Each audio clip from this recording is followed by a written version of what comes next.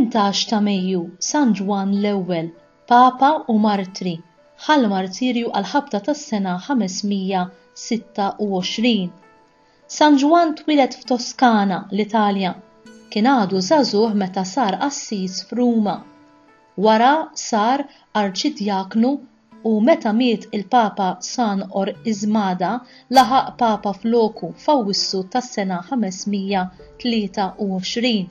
F'dan iż-żmien Ġustinu l-ewwel li kien imperatur Nisrani f'Kostantinopli kien bruħu u b'ġismu kontra l-Arjani, filwaqt li fl-Italja kien hemm ir-re Teodoriku Nisrani wkoll iżda kien Arjan. Fis-sena 523 Ġustinu l-ewwel ordna li l-Arjani ma setax ikollhom impjieg maċ-ċivil u mal-armata u biex iroddu lill-Kattoliċi il-knejjes kollha li kienu ħadulhom. Min-naħa l-oħra, Teodorico għeddet li jibda persekuzzjoni kontra il-Kattoliċi jekk Ġustinu l-ewwel ma jirtirax l-ordni li kien ta'. Għataħħa li qabel jirtira jibgħat il-Papa Ġwanni l-ewwel bħala ambaxxatur biex jipprova jipperswadi lill-Imperatur. Il-Papa mar għalkemm kontra qalbu.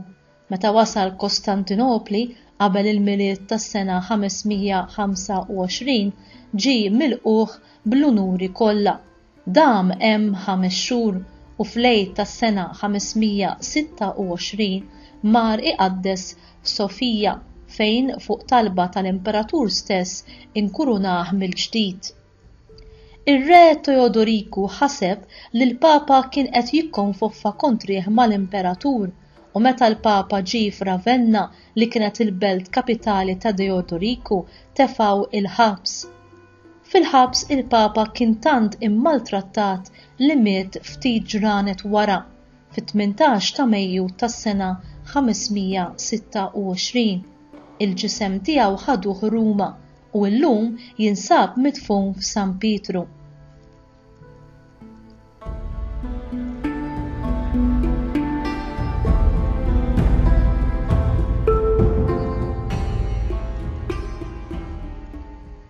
Ma nistgħux nagħżlu il-kwistjonijiet li għalihom għandna nsofru u forsi mmutu.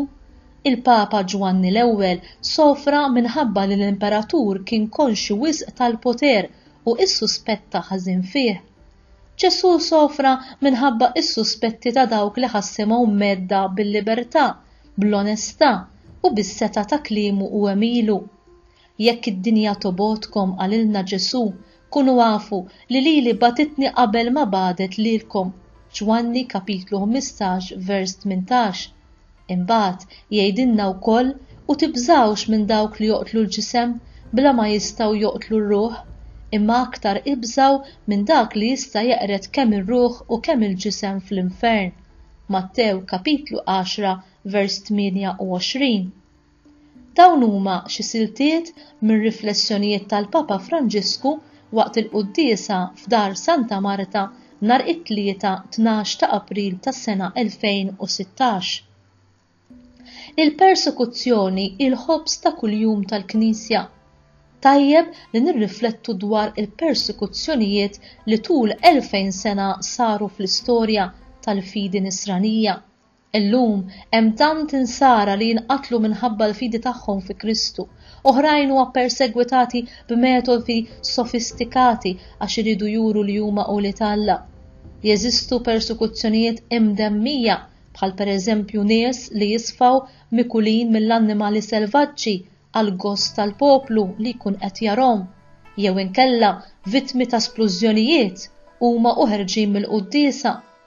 Hemm ukoll persekuzzjonijiet b'lingwanti bojot, moħbijin taħt il-libsa tal-kultura, dawk li jitfgħu f'rokna tas-soċjetà li jaslu biex ineħħulek ix-xogħol jekk inti ma timxix mal-liġijiet li jmorru kontra Alla l-Ħallieq. Jiena ngħid li persekuzzjoni hi l-ħobs ta' kuljum tal-Knisja. Dan qalu Ġesu. Meta aħna mmorru bħala turisti fil-Kolossew ta' Ruma, naħsbu li l-martri huma dawk li nqatlu mill-iljuni. Imma dawk ma kinux l-uniċi martri. Il-martri huma rġiel u nisa tal-ħajja ta' kuljum, dawk li kienu qed jiċċelebraw l-Eid fil-Pakistan u sfaw martri propju għax kienu qed jiċċelebraw lil Kristu rxoxt. B'hekk l-istorja tal-Knisja tibqa' dejjem miexja bil-martri tagħha. Il-martirju ta' Stifnu kien il-bidu ta' persekuzzjoni krudili kontra l-insara ta' Ġerusalemm, l-istess bħal dik ta' min illum mhux ħieles biex jistqar il-fidi tiegħu f'Ġesu. Imma hemm persekuzzjoni oħra, waħda li ma tantx nitkellmu dwarha, persekuzzjoni moħbija wara l-maskra tal-kultura, tal-modernità, taħt il-maskra tal-progress. B'mod ironiku jien insejħilha persekuzzjoni edukata.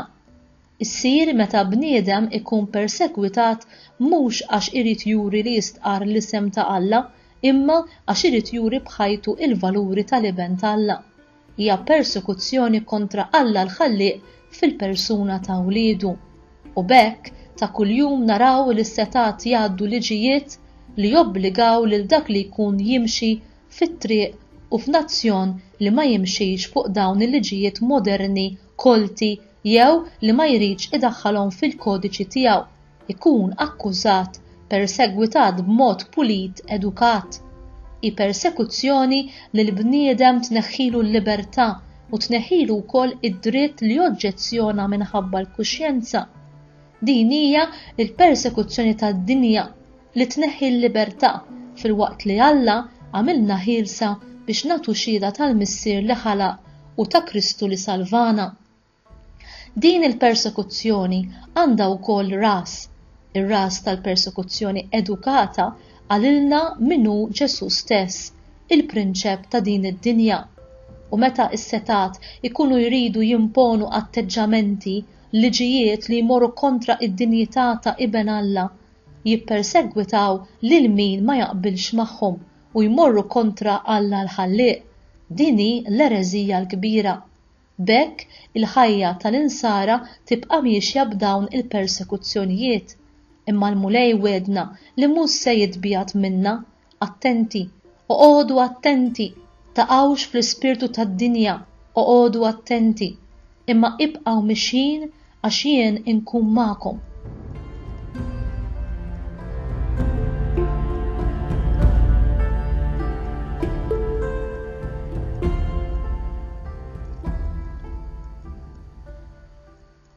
Talba mill-liturġija tas-Sijat.